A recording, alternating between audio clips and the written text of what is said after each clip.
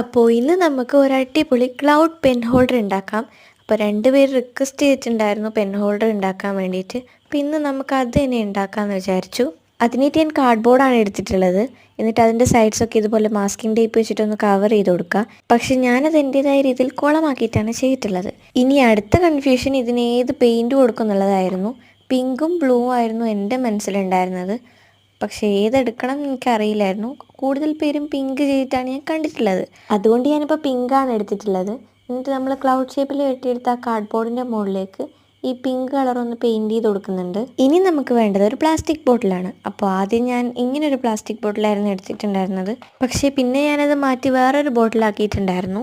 ഇനി നമ്മൾ എടുത്തിട്ടുള്ള ബോട്ടിൽ ഇതുപോലെ വെട്ടിക്കൊടുക്കണം. എന്നിട്ട് നമ്മൾ വെട്ടിക്കൊടുത്ത ആ ബോട്ടിൽ ആ ക്ലൗഡിൻ്റെ സംഭവത്തിൻ്റെ മുകളിലേക്ക് ഒന്ന് ഒട്ടിച്ചു കൊടുക്കുക. എല്ലാം കഴിഞ്ഞ് എഡിറ്റ് ചെയ്യുമ്പോഴാണ് എനിക്കിതിൽ എന്തോ സംഭവം മിസ്സിങ് ആയ പോലെ തോന്നിയത്. നിങ്ങൾക്ക് എന്താണെന്ന് മനസ്സിലായിട്ടുണ്ടെങ്കിൽ കമൻറ്റ് ചെയ്യാൻ മറക്കണം.